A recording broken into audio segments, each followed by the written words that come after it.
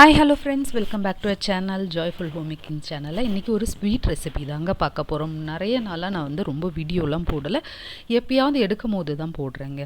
So இது bread வாங்கியிருந்தோம், எல்லாருக்கும் உடம்பு சரியில்லைன்ட்டு ப்ரெட் வாங்கியிருந்தோம். ஒரு 2 பேக்கெட் வாங்கி ஒரு பேக்கெட் அப்படியே கொஞ்சம் நின்றுடுச்சு. சரி, இதை அல்வாவாக செஞ்சால் சூப்பராக இருக்கும் அப்படின்ட்டு அல்வா செய்யலாம் அப்படின்ட்டு ப்ரெட் அல்வா தாங்க செஞ்சுருக்கேன். அவ்வளோ சூப்பராக இருந்தது.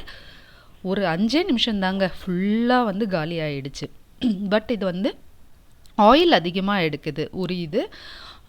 அந்த மாதிரி வேண்டான்றவங்க இந்த ப்ரெட் அல்வாவை ஸ்கிப் பண்ணிக்கிங்க. மற்றபடி நார்மலாக எல்லாருமே சாப்பிட்லாங்க, அவ்வளோ டேஸ்ட்டாக இருக்குது. சும்மா ஒரு 2 ஸ்பூன்னால ஒன்றும் ஆகிடாது. வாங்க எப்படி செய்கிறதுன்னு பார்த்துடலாம், ஈஸியாக செஞ்சிடலாம். ஃபஸ்ட்டு ஒரு கடாயில் எண்ணெய் எடுத்துக்கலாங்க. நான் கொஞ்சமாக இதுக்கு உண்டான எண்ணெய் மட்டும் தான் எடுத்துருக்கேன். இவ்வளோ எண்ணெய் உரிய ஆரம்பிச்சிடுச்சுங்க. ஒரு 8 ஸ்லைஸ்க்கு ப்ரெட் எடுத்திருந்தேன். இதை கார்னர் ஃபுல்லாக கட் பண்ணி எடுத்துட்டேன். நான் பார்த்ததில் இந்த மாதிரி கார்னரில் கட் பண்ணிட்டா இன்னும் டேஸ்ட் நல்லாயிருக்கும் அப்படின்ற மாதிரி கேள்விப்பட்டேன். என்னோடய பையனுக்கு காது குத்தும் போது, பாப்பாக்கும் பையனுக்கும் காது குத்தும் போது இந்த ப்ரெட் அல்வா தாங்க போட்டிருந்தோம். சூப்பராக இருந்தது. பட் இந்த அல்வாவில் என்ன ஒரு இதுனா, நெய்யும் அந்த எண்ணெயும் நிறைய உரியுது. அதனால் ரொம்ப ஆயிலியாக தெரிஞ்சுது. பட் டேஸ்ட்டு பார்த்திங்கன்னா அவ்வளோ அல்டிமேட்டாக இருந்ததுங்க. வாயில் வச்சோடனே அவ்வளோ கரையுது. இப்போ இந்த கார்னர்ஸ்லாம் வெட்டிடலாம். வீட்டில் நிறைய பேர் பார்த்திங்கன்னா ஏதாவது வேஸ்ட்டை வச்சு ரீயூஸ்லாம் பண்ணுவோம் இல்லைங்களா, புது புது டிஷ்ஷெல்லாம் உருவாக்கும். சும்மா உட்காந்துட்டு நம்ம இன்ஸ்டாவில் இல்லை வேறு ஏதாவது வீடியோஸோ பார்த்துட்டு இருக்கிறத விட ஏதாவது இந்த மாதிரி க்ரியேட்டிவாக பண்ணலாம் அப்படின்றதுனால நானும் இன்றைக்கி அதனால தாங்க சரி, இந்த ப்ரெட்டு வேஸ்ட்டாகவே இருக்கே 2 நாளாக, இப்படியாவது செய்யலாம், காலி ஆகிடும் அப்படின்றதுனால தான் செஞ்சுருந்தேன். இதுக்கு முன்னாடி பார்த்திங்கன்னா இந்த ப்ரெட்டை வச்சு ரசமல்லாய் மாதிரி ஒன்று செஞ்சுருந்தேங்க.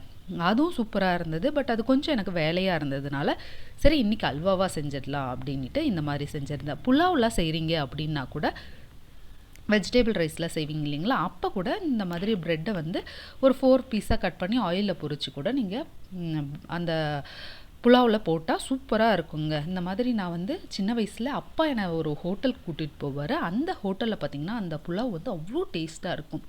அதில் ப்ரெட்டு போடுவாங்க, இந்த ப்ரெட்டு பொரிச்சு போடுவாங்க, அவ்வளோ டேஸ்ட்டாக இருக்கும். அதுக்காகவே அந்த ஹோட்டலுக்கு போனால் அந்த வெஜ் ரைஸை தான் ஆர்டர் பண்ணுவோம், அந்த ப்ரெட்டுக்காகவே. அவ்வளோ சூப்பராக இருக்கும்.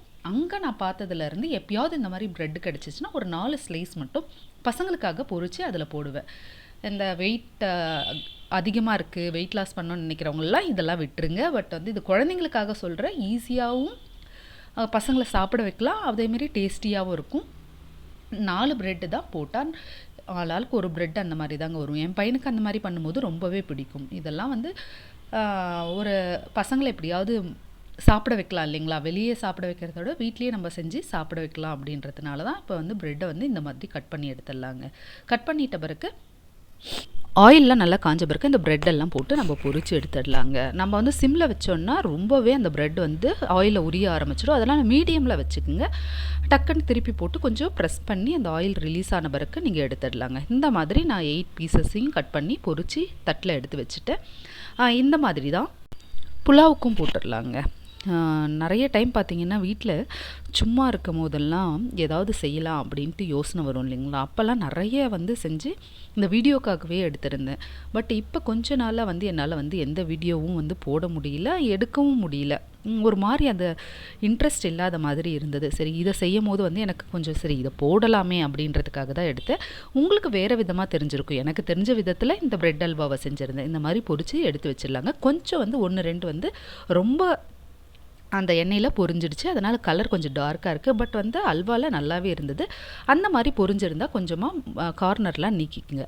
இப்போ 1 கப் அளவுக்கு சர்க்கரை எடுத்திருக்கேங்க. சின்ன கப் அளவுக்கு தான் எடுத்திருக்கேன். இதுக்கு 2 கப் அளவுக்கு தண்ணி ஆட் பண்ணிக்கலாம். இதுக்கு பாகுப்பதம் எதுவுமே தேவையில்லை.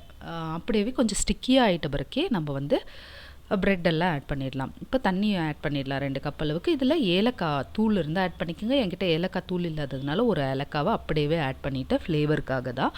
இது நல்லா கொதிக்கட்டுங்க. இந்த மாதிரி சலசலன்னு கொதித்த பிறகு கொஞ்சம் பிசு பிசுன்னு வரும் இல்லைங்களா, அந்த ஸ்டேஜ் போதும். கம்பி பதம்லாம் அவசியமே இல்லை.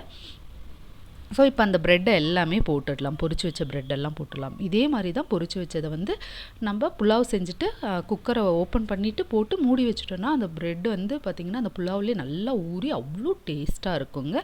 எப்பயாவது செய்யும் போது ப்ரெட் இருந்தால் அந்த மாதிரியே செஞ்சு பாருங்கள்.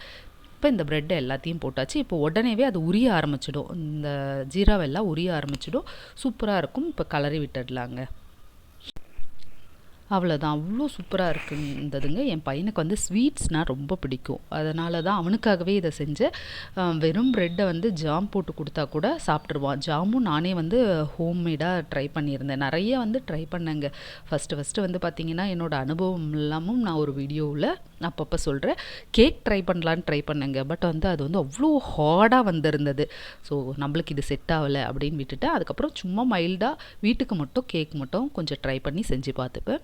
இப்போ வந்து திராட்சையும் முந்திரியும் தாளித்து நெய்யில் தாளித்து ஒரு 2 ஸ்பூன் நெய்யில் போட்டுக்கலாம். 1 ஸ்பூனே போதும். நான் 1 ஸ்பூன் போட்டிருக்கேன். 2 ஸ்பூன் போட்டிங்கன்னா இன்னும் டேஸ்ட்டாக இருக்கும். ஏன்னா ஆயிலில் அதிகமாக பொரிச்சிட்டோன்றதுனால அந்த ஆயிலே வந்து கொஞ்சமாக விட ஆரம்பிச்சிடும்.